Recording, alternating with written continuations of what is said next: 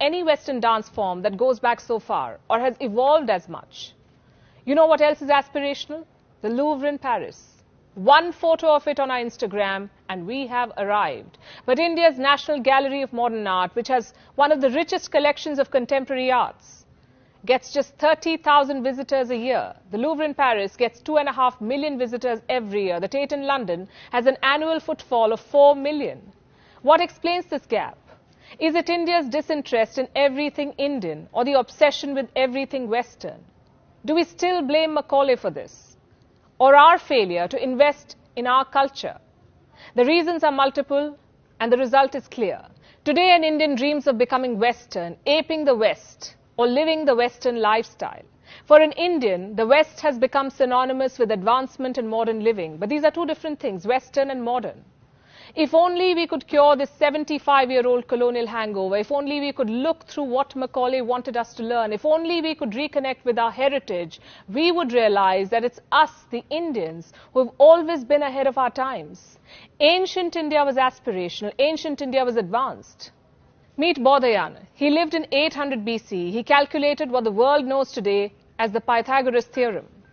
Pythagoras lived in 570 BC in Greece. Most likely he picked the theorem from the Hindu sages he studied under.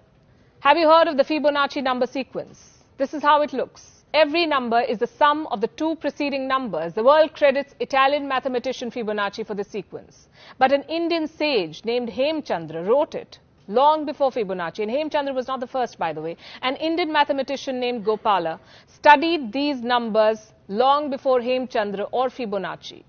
Eurocentric textbooks will not tell you this. Macaulay would never want you to know this. An Indian invented zero, an Indian taught the world how to calculate the value of pi, an Indian invented the decimal system or the binary digits, or the heliocentric theory about the solar system. It was Aryabhat who first proposed that the earth is round, it rotates on its axis and revolves around the sun. Today we learn about Copernicus. We wear t-shirts and sweatshirts of NASA. But 1,000 years before Copernicus, Aryabhat determined the diameter of the earth. He also determined the diameter of the moon. The culture of science in India dates back 5,000 years. Did you know the modern English brick bonding was inspired by Indus cities? Today we look westward at the very mention of plastic surgery, but it was India that taught plastic surgery to the world. Meet Sushruta. He was an ancient Indian physician. He lived around 800 BC in the kingdom of Kashi. Sushruta Samhita is the earliest known document to give a detailed account of rhinoplasty. It also describes more than 300 different operations, some 121 surgical instruments. A lot of them are very similar to modern-day surgical tools. Sushruta would use herbs before an operation to prevent sepsis. He would also carry out cataract removal. This was in 800 BCE.